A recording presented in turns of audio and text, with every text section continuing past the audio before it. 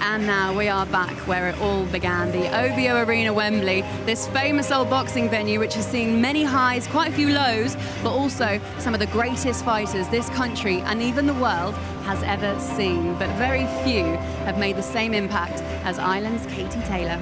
Kicking it all off tonight will be undefeated lightweight Gary Cully, who impressed last time out when stopping former world champion Miguel Vasquez.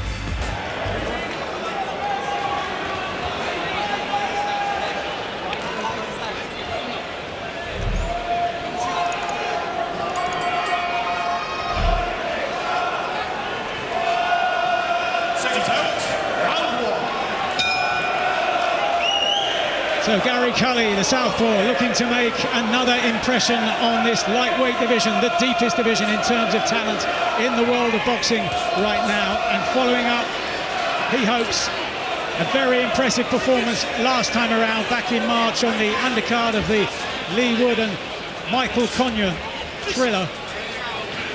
But he floored and beat the Spaniard Miguel Vasquez with a brilliant left hand, very similar to the one that has just floored Juad Belmedi inside the first half a minute, and Belmedi is going to be counted out.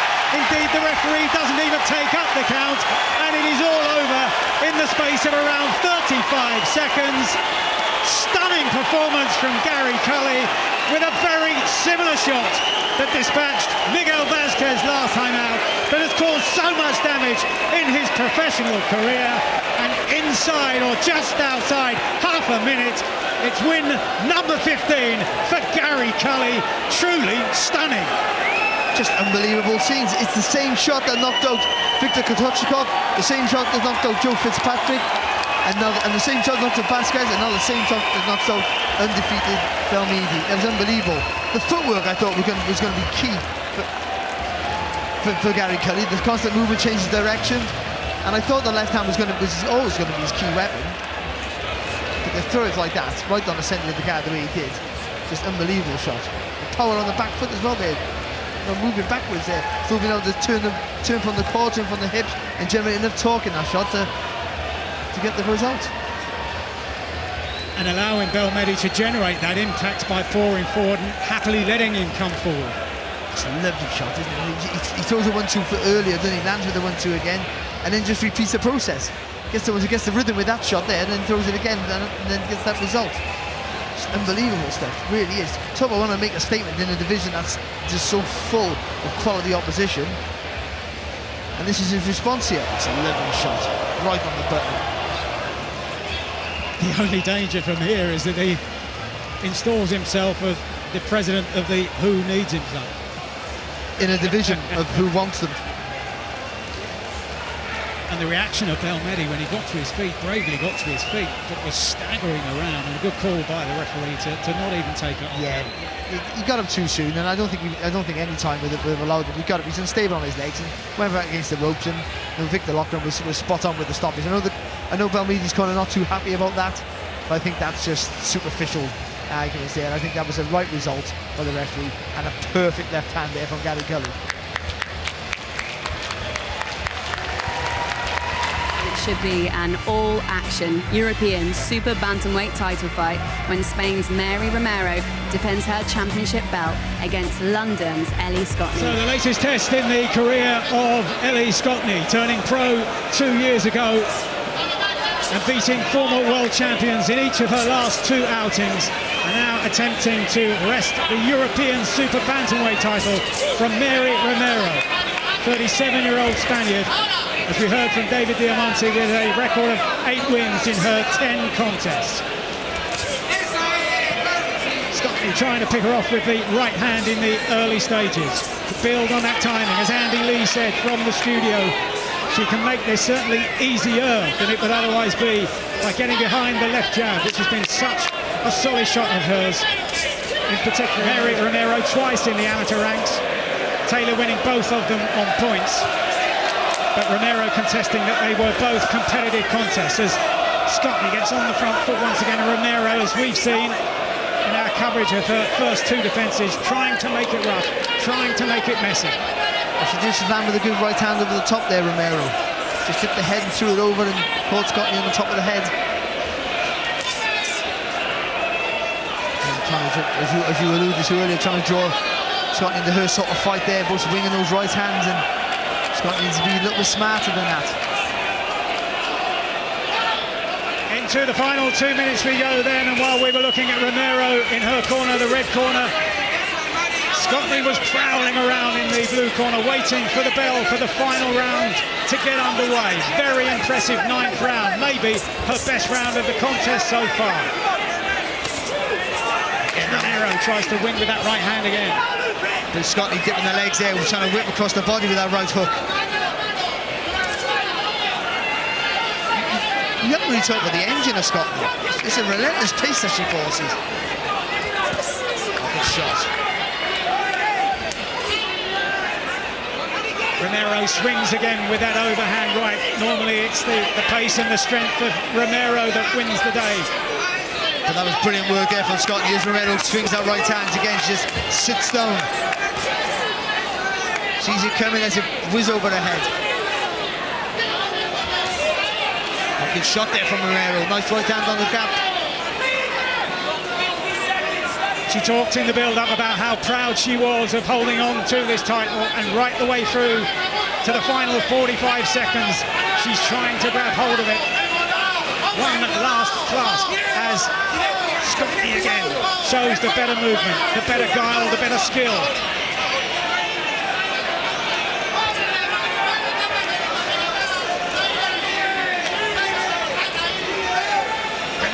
Determination on her face. One last charge as we head into the final 20 seconds or so. We thought we saw a cut on the high part of the head of Romero, who does land a solid right hand to the body, and she's really beginning to fire away in the closing seconds here, and maybe Scotland just beginning to tire in the closing stages.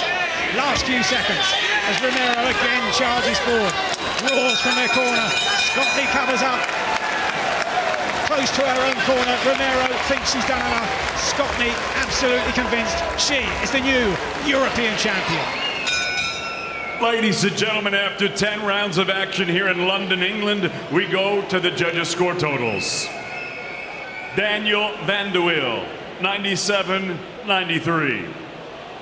Giuseppe Corderone, 97-94. Oliver Breen, 96-94. All three for your winner by unanimous decision. And the new European Super Bantamweight Champion, Ellie Scotney. And we also have unbeaten heavyweight Johnny Fisher looking forward to a quick return to the ring, and that's after win number 6 back in August.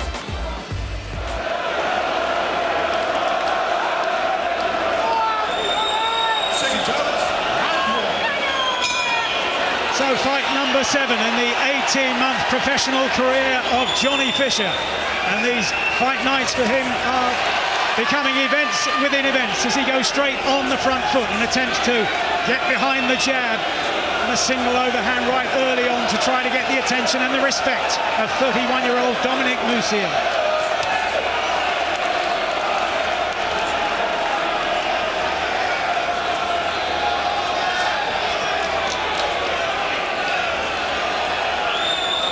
Looking to put to good work Fisher, the sparring that he's done this year with Derek Chisora, as I said earlier, in the build-up to his fight against Kubrat Pulev, and now a right hand over the top shakes Musil, and Musil has to hold on.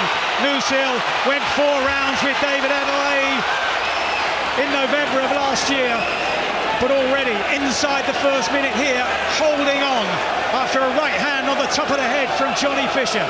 5 of his 6 fights have finished inside the distance. Well, that's his honey shot, Mike, isn't it? That right hand over the top, Johnny Fisher. When I watched Musil in the build-up to this fight, I did think he had a slow jab, paused the shot out to the right hand over the top, and that's another lovely right hand by Johnny Fisher. 2 in a row, landing again on a similar part of the head, and Musil will do well to get to his feet here now. Will Marcus McDonald complete the count? We're only halfway through the opening round. A test in a sense now for Fisher to hold on to his composure. Another right hand sends Musil down. Big trouble for the fighter from the Czech Republic, and this is building towards the quickest win of his career so far for Johnny Fisher. Big right hand once again as Musil tries to catch him on the way in. Good shot to the body this time from Fisher. It looks as though the end is nigh here as Musil desperately tries to cover up. Referee Marcus McDonald, you can see there, he's looking on and he's seen enough. Just over 2 minutes gone in the opening round. The quickest win of his professional career so far for Johnny Fisher. And Wembley Arena erupts. Yes, there'll be tougher tests to come, but this will be a noisy and raucous journey following the path of this man, Johnny Fisher. Well, that was brutal, Mike, wasn't it? Once he had Musil hurt, he did not let him off the hook. Beautiful right hand, like I said before. That is the honey shot for Johnny Fisher. Throws it really, really well. He takes his head off centre line, and it was the jab, the slow jab from Musil, which allowed Johnny Fisher to let that huge right hand go. And though he's learning on the job, he's a work in progress. With the tickets he sells and the way he approaches fights, it's going to be very, very exciting, Mike. And this time around, weighing his lightest yet at around 16 stone, 10 pounds, looking slightly sleeker and very early on landing that right hand. And I have to say, Darren, that one of the elements that impressed me was the composure. Right towards the end, yes, there was a bit of rushed work, but before that, looking for those openings was very impressive.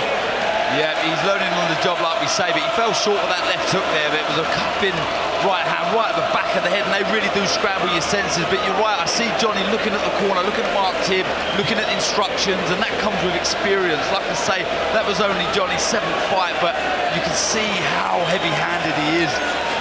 Really turning the hips through the shot, coming wide with the shot, round the left glove of the guard of Musil, and you can see the damage it's done. You've got to remember, Musil weighing 260 pounds. He really is a huge guy. Yes, he's been stopped before, but that was a brutal finish by Johnny Fisher. Once he had him hurt, he did not let him off the hook. See it again, right round the side of that left glove. And you can see his eyes were all over the place, didn't know where he was, and the second one again round the side of the head. And the referee doing the right thing there. There was still a few seconds to go on the round, and yeah, it was a good stoppage by the referee.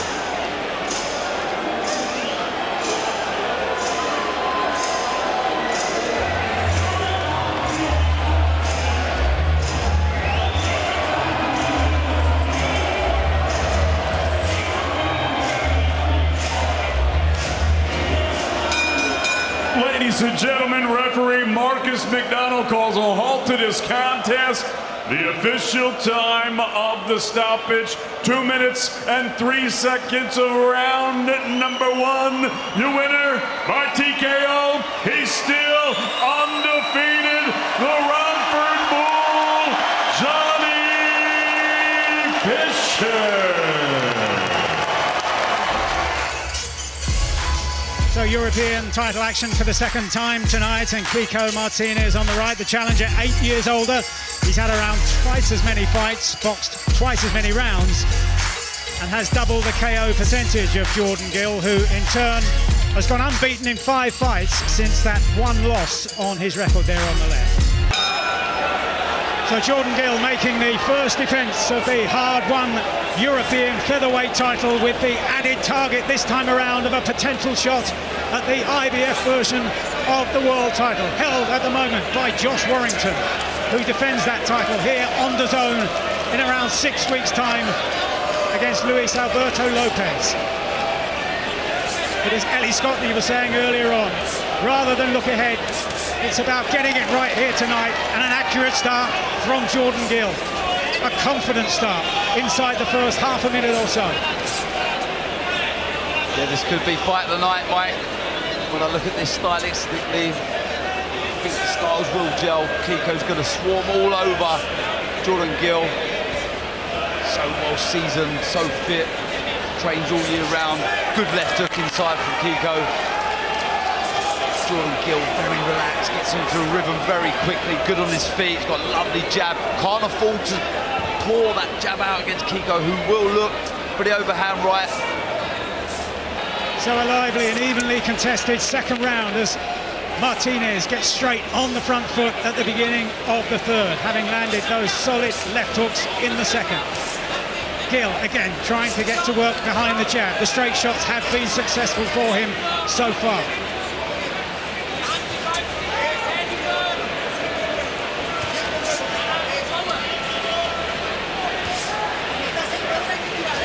He's got to keep sharp with that jab, just a slip on the ropes there from Gill. Oh, the referee believes that the right hand that got through did actually land on the chin, and so a count for Jordan Gill in the early stages of the third round.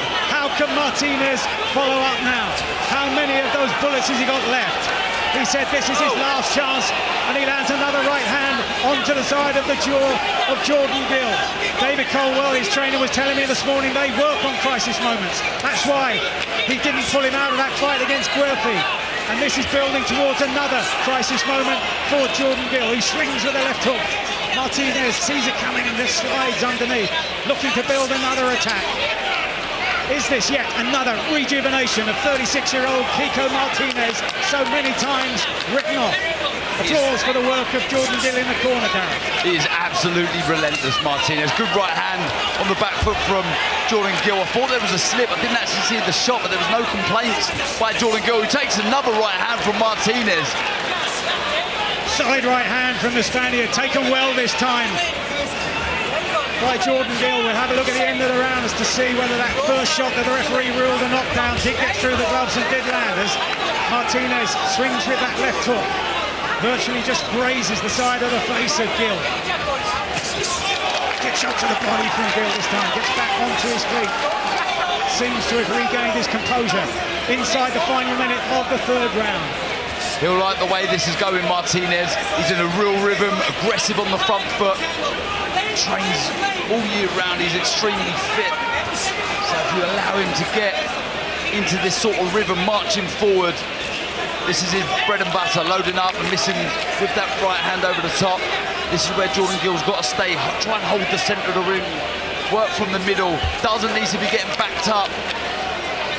Hearts beneath both eyes for Jordan Gill, and we've still got 25 seconds to go in the third round as Martinez again marches after his man. Gill once again sees that looping right hand coming and sways right underneath. uppercut. Brilliant right uppercut from Kiko Martinez. And Jordan Gill down for the second time in the third round. The referee now takes up the count once again. Gill looks across at David Colwell in the corner. This is another of those crisis moments for Jordan Gill in the first defence of his European title. This is all Kiko Martinez at the minute, looking so dangerous, looking so spiteful, hurtful with every shot he lands. Good response from Gill. Right hand, left hand. Good work to the body too. He's soaking it all up, Kiko Martinez. Terrific work on the inside from Gill with the shots to the body and following up to the head, but still Martinez marches forward. How demoralising will that be for Gill, having landed such solid shots and seeing them have very little effect on the Spaniard. Into the second minute of round 4, and it's once again Jordan Gill on the back foot. His legs looks unsteady there, Mike, as he was going back, and again you see that right cuffing, hand from Martinez, and he knows when to follow up. And now works his way in. There's a composure about Martinez. There's an extra speed to his shots in this round, as if buoyed by the success of the previous round. Gill does land a right hand over the top. We know from that performance against Guelfi that he can pull out the miracle. There's another right hand lands through, and he's down yet again. Gets up very, very quickly this time around as the referee starts to count once again. It's another pinpoint right hand. The referee's having a long look. There's a minute to go in the fourth. Martinez on fire at the age of 36. This is a man fighting like it's his last opportunity. He's a man possessed, really, really landing heavy blows. Jordan Gill looks in an awful lot of trouble here. Can't seem to miss with the right hand. Martinez measuring the distance, stepping in composed style. Now steps across to cut off the possible escape routes for Jordan Gill, who backs up. Can he somehow regain some kind of equilibrium here at this stage? Half a minute to go in the fourth round. Torrid times once again for Jordan Gill, and he goes down once again for the fourth time in the contest, this time from a left hook, and this time David Caldwell is up on the ring apron as the referee also decides that Jordan Gill has taken enough punishment here, and Kiko Martinez is roaring at ringside. I'd suggest at the people who once again wrote him off, because at the age of 36 he said in the 5-week build-up, this is my last bullet, and how he found the target to become European champion again. Ladies and gentlemen, referee Giuseppe Corderone calls a halt to this contest on the advice of the blue corner. The official time of the stoppage, 2 minutes and 44 seconds of round number 4. Your winner by TKO. He's now in line for an IBF world title shot and the new European featherweight champion, Kiko La Sensación Martinez. Excitement building by the minute here, awaiting the arrival of Katie Taylor. We look here at the figures. She might be 4 years older, but Carabajal has been a pro for longer. They've engaged in close on 300 rounds between them, and of those 6 stoppages on Taylor's record, 1 came here on that debut night 6 years ago. The story continues, so let's hand up to David for the introductions. Underway then, the 16th world title fight for Katie Taylor, returning to the scene where it all began in her professional career 6 years ago, and trying to get her work early on with the left hand, flicking out the jab and then whipping it round the side of the right hand of Carabajal, who brings a record of 19 fights unbeaten, only 2 of those wins coming inside the distance. What sort of threat will she provide here tonight then for Katie Taylor? Alongside me, Darren Barker, as he has been for much of the evening, and we're joined also by Andy Lee. She's already done the 2 really good left hooks, fighting with the right hand and still inside from the left hook to the head of Carabajal. The credit to Carabajal here, she's trying to hold the centre of the ring, she's tall, she's rangy. Did feel in the build-up to this, she does at times throw a lazy jab, and you can see there, as she throws it, Katie Taylor finding that right hand over the top, so she'll have to be wary of that Carabajal. This then Katie Taylor's 16th world title fight of the previous 15. 13 of them have gone the full 10-round distance. One of the factors we've come to appreciate in Women's World Championship boxing, the resilience of the fighters on both sides of the card. And Carabajal once again trying to get onto the front foot, trying to make it uncomfortable as Taylor turns her. Works away the left hook, but Carabajal landed a good shot in that exchange as well. And Katie Taylor giving Carabajal the opportunities here.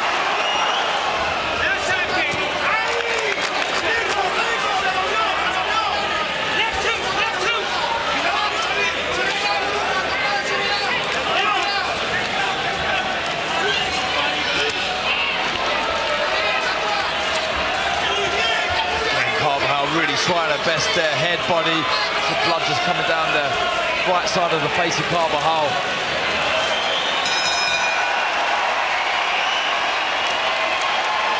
So we talked a lot about the return of Katie Taylor to the arena where it all began in her professional career back in 2016. And another huge anniversary this week. 21 years ago in late October, she had her first ever competitive contest, outpointing Alana Audley at the National Stadium in Dublin, the first ever female sanctioned contest in Ireland, and so the story began. How many more chapters for Katie Taylor to write? Into the final round of her defence against Karen Carabajal, who's been game but second best for most of the night. Last few seconds, and how the crowd are relishing here their night in the presence of one of the greatest sportswomen of all time. Closing few seconds for Katie Taylor in defence of her undisputed lightweight titles, and the crowd getting into full voice here. An embrace at the end of 10 rounds. But Karen Carabajal gave it everything she had. but not nearly enough in the presence of this woman, Katie Taylor.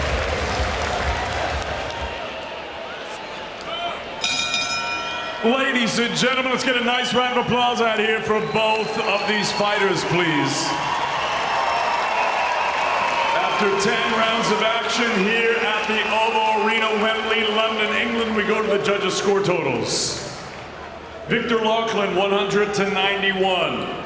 Carolina Putz, 99-91. Benson Kovats, 98-92.